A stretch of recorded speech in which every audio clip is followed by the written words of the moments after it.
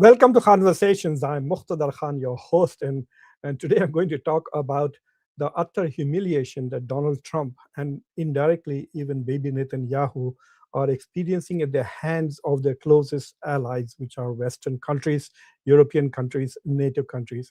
As you're aware, for the last 2 or 3 days, Donald Trump, after very completely destroying the Iranian army, completely obliterating its navy, after completely destroying all of Iran's military capabilities, then started begging for help from other countries to help him protect the Strait of Hormuz or open the Strait of Hormuz against uh, an Iran whose army has been destroyed, whose navy has been destroyed, whose ballistic missile capacity has been destroyed, and whose nuclear capabilities have been obliterated. From these helpless, weaponless Iran, Donald Trump, the champion of the greatest army on earth, now suddenly feels that he needs help from not one, not two. He went to 7 countries, literally begging for help, saying, please help me keep the Strait of Hormuz open, because if that doesn't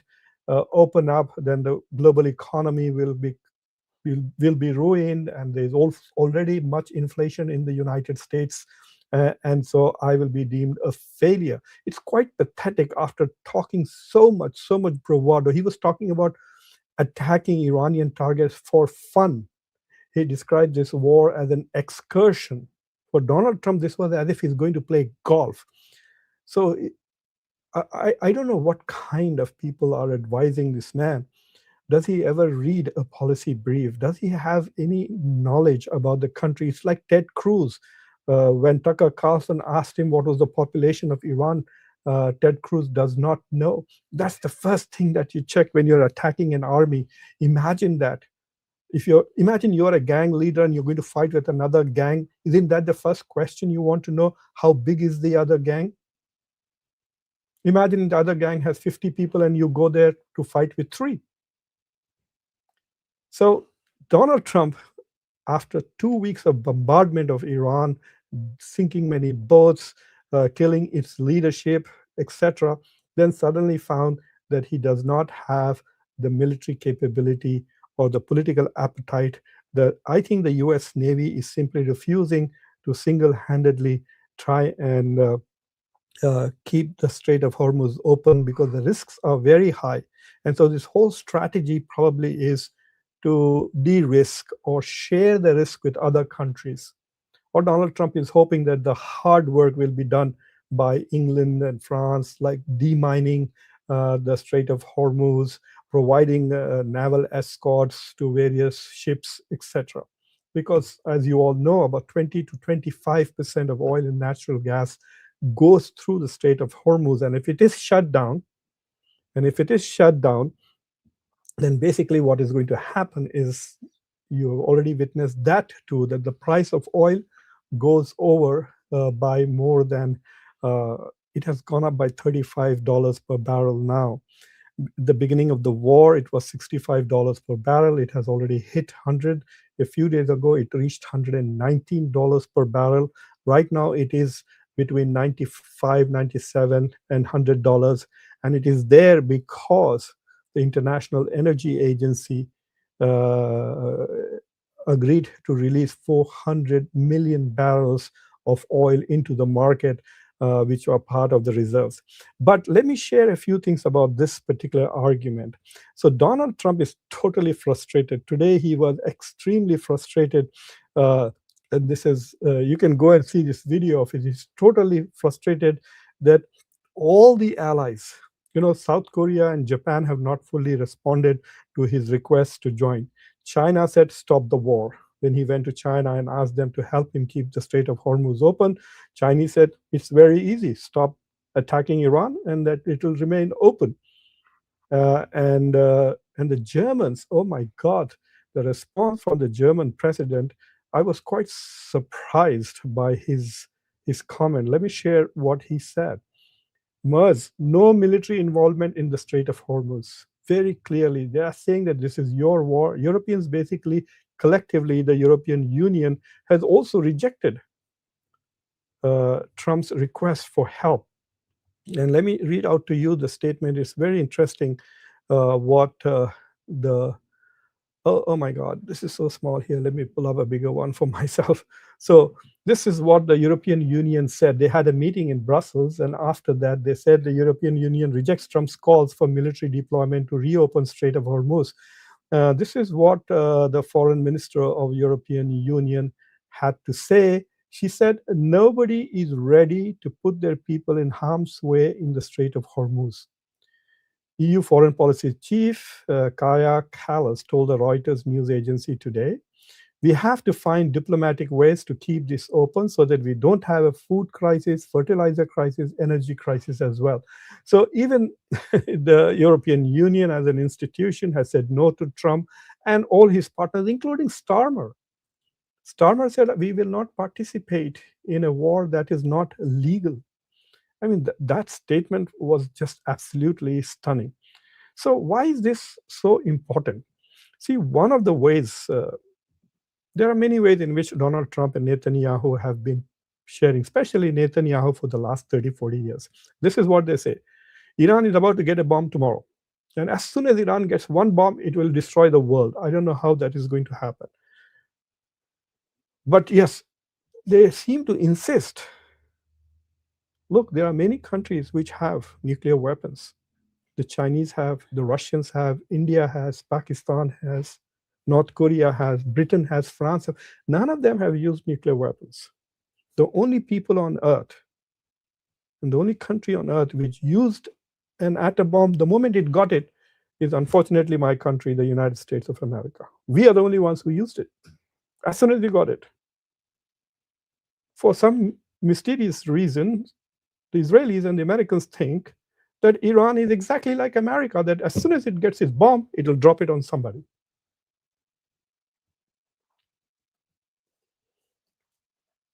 While Iran has repeatedly said it has no intention of acquiring a bomb, American intelligence agencies have also said no. So one line of argument is that's why we want to attack Iran. The second is this argument that Marco Rubio and others said that, oh, we had no choice. Israel was going to attack Iran, and we thought that Iran would retaliate by attacking our assets in the region and our allies in the region. So we were kind of forced to go to the war because Israel forced us to go. This is what Marco Rubio said. I actually showed that video in a previous show on my channel. You can go back and see that. So the second line of argument was that Iran is just about to attack us. No, Iran is just about to defend itself if Israel attacks it.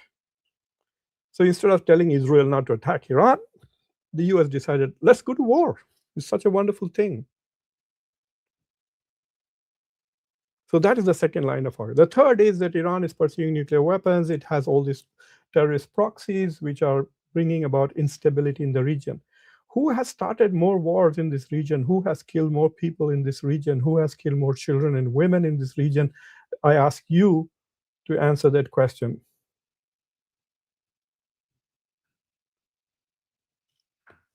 The fourth, and that's the more important line for today's discussion, one of the things that Netanyahu has been saying and Trump has been repeating is that Israel is fighting to defend the Western civilization. And somehow there are people in India who also think that they are part of the Western civilization and Israel is fighting to save them.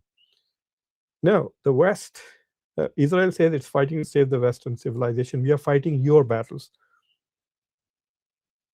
Because Iran, as soon as it gets its first bomb, is going to destroy the West.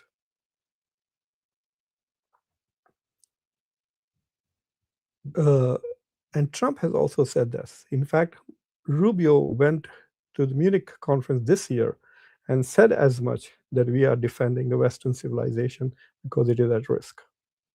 So this whole argument, one way in which this whole battle has been cast is in this civilizational clash model that was written by Sam Huntington.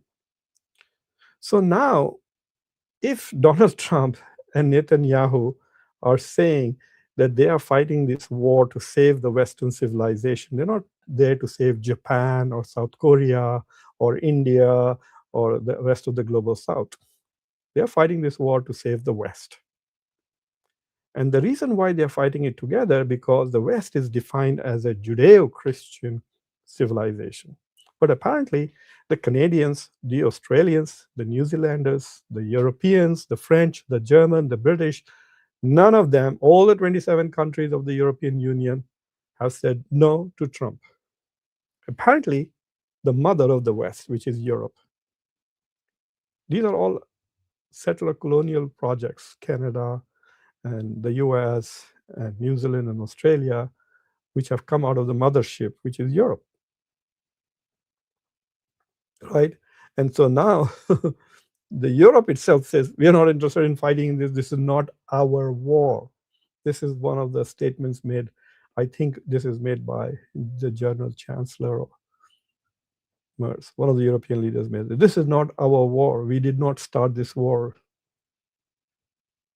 It's only the dumb Americans who are under profound influence of the pro-Israeli lobby, who are stupid and greedy enough to say stupid shit like Iran is about to destroy the world a few months after its nuclear program was obliterated. So to me, the most amusing thing is that the West is not interested in being defended by Israel and the United States.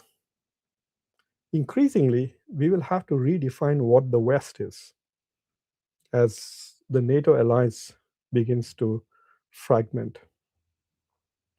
Today, Carney, the Canadian Prime Minister, has been indulging in very subtle diplomacy. He went to India and he went to China. Now he's right now in Northern Europe discussing the Arctic countries, etc. So he's slowly building a coalition. It is quite possible that the West might elect Mark Carney as the leader of the West and not Trump. There's no such position and there is no such election, but if there was, there would. It is just sheer American power and the European dependence on American power to defend it from the threats of China and Russia, that the Europeans are basically on their knees tolerating Donald Trump. If Europe had even a little self-respect, like the Iranians, they would not succumb to this bullying. It's like you go to your friend's house to play and he beats you and bullies you and abuses you every time you do that, and you keep going there.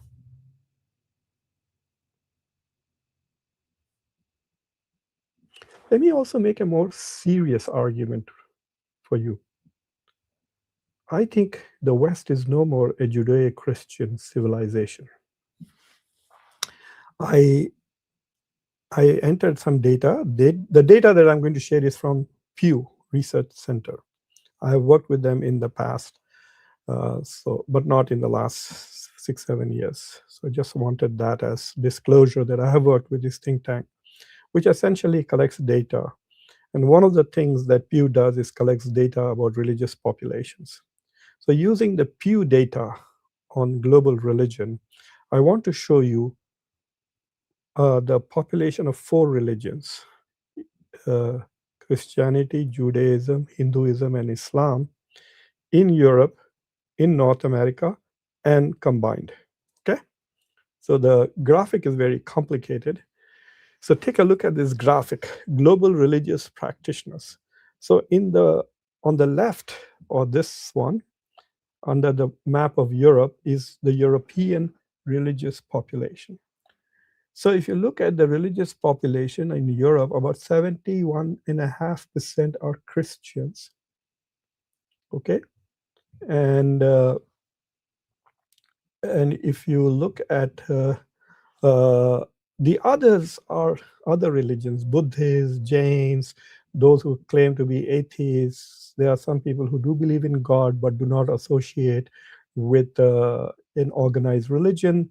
So 1 out of 5 Europeans does not identify with any religion as such. So that's why they are called the nuns in the US. So 71.5% identify as Christians.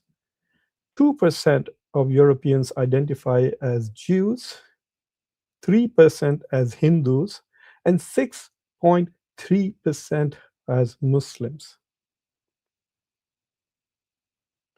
So the biggest religion in the West is Christianity. The second biggest religion is Islam, and it is 30 times bigger than Judaism. There are 30 times more Muslims in Europe than Jews. So how is this a Judeo-Christian civilization and not an Islamo-Christian civilization?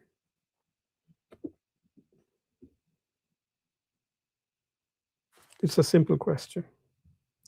The only way this becomes an Judeo-Christian to the exclusion of Muslims, you can say this is an Abrahamic civilization, but there are more Hindus than Jews, even in Europe. The only way it becomes an Judeo-Christian is by suppressing Muslims and Islams and not treating them as equals.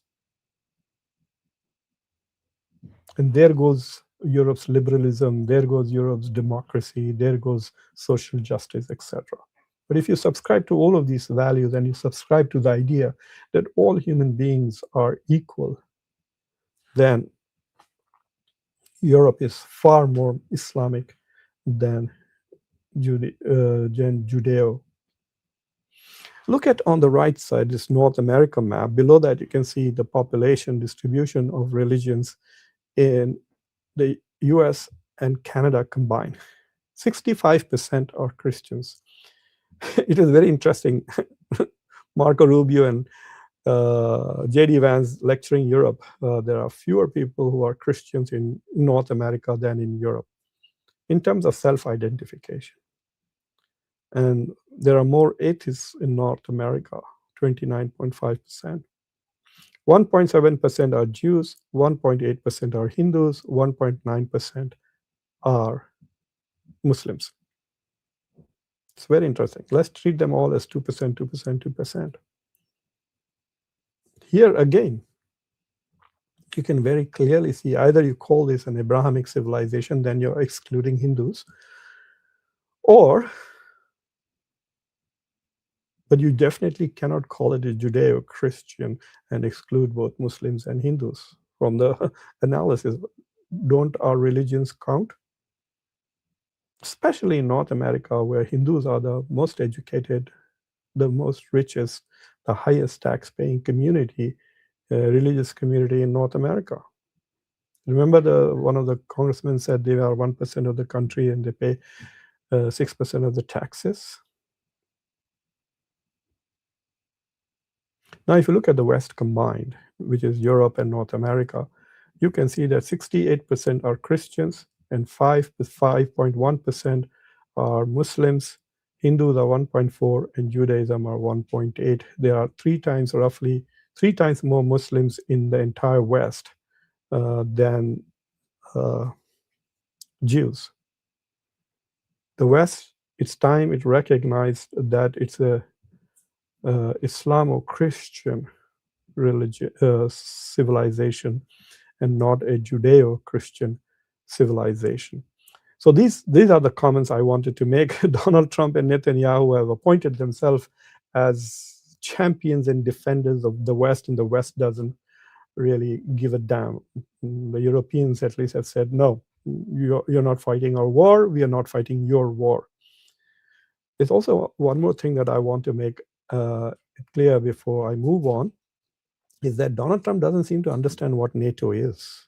He's rejecting NATO, etc. NATO is a defensive organization, and Article 5 is the most important element of NATO. So if you attack a member of the NATO country, then all NATO countries are obligated by the treaty to go and defend that other country. So when the United States was attacked by bin Laden on September 11th, the Article 5 was triggered, and Europeans came to America's help. And if I'm not mistaken, that is probably the only time that Article 5 has been triggered by NATO countries.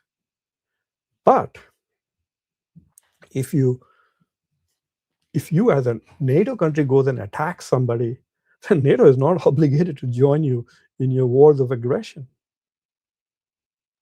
Wars of aggression, wars of regime change, wars of destroying other countries. That's not part of the deal. Donald Trump doesn't seem to understand that. He's failing in his strategic purpose for whatever that was, which even he probably doesn't know, or it changes day to day with the Iran war. He's winning tactically, but he's losing strategically and symbolically and morally, of course. And so he's getting desperate and wants help. He's asking the world to help him, and the world does not give a damn about him. He has abused, insulted the rest of the world for 1 year since he became president, and now he's begging for help, and the world says, you know what? Go jump. Thank you for watching Conversations. I'm Muqtadar Khan, your host. And if you have not subscribed to the channel, please subscribe to the channel, like this video, press the bell icon. Don't forget to share this with your socio-political network. Also, think of becoming a member of Conversation and support the channel. So now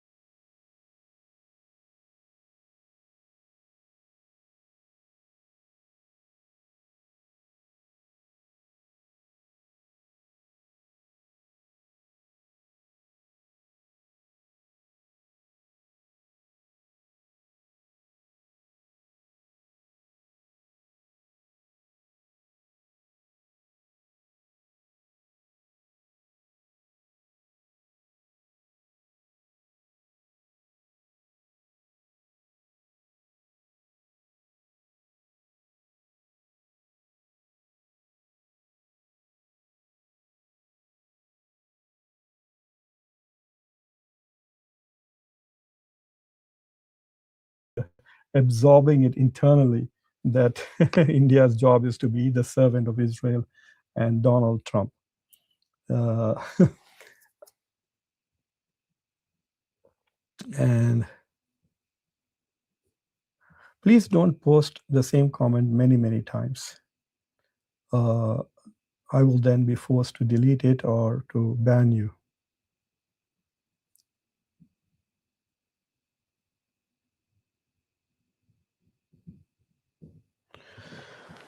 Yeah, that is true. The biggest victims, even in Pakistan, Pakistan is accused of terrorism, but the biggest victims are Muslims. The same with Afghanistan, the same in Syria. Everywhere it's Muslims who die, but Muslims are painted as terrorists and enemies, etc. Even in this war that is going on, close to 1,000 Muslims have died in Lebanon, and close to 2,000 plus have died in Iran already.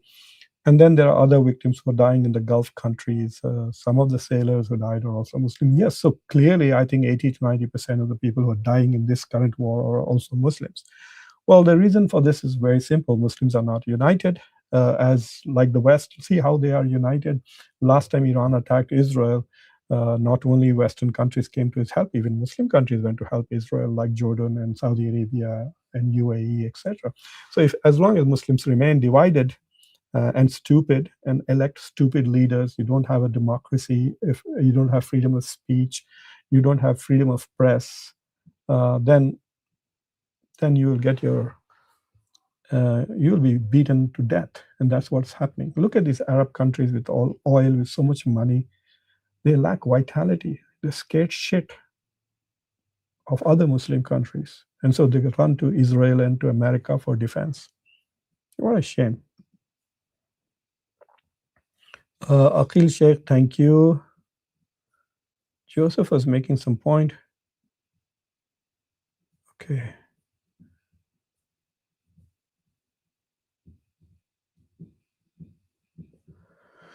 Yeah, I tried to do that, but I had also announced that I was coming live on this show. I'm going to be trying to do at least two shows live, and I'll come back live again for those who are in India tonight, uh, midnight US time, so about 9:30 a.m. In India time. So on March 18th, you can hear me at 9:30 a.m. Also, I'll be giving an update on the war. I also want to talk about a very important uh, American member of the Trump administration who has resigned in protest over the war, Joseph Kent, who was director of the National Counterterrorism Center. And I will be talking about his resignation and what it means and what his implications are going forward. So thank you for watching Conversations. Please subscribe to the channel, like this video, press the bell icon, and don't forget to share this channel with your socio-political network. And if possible, please consider becoming a member of Conversations. Thank you very much. Bye.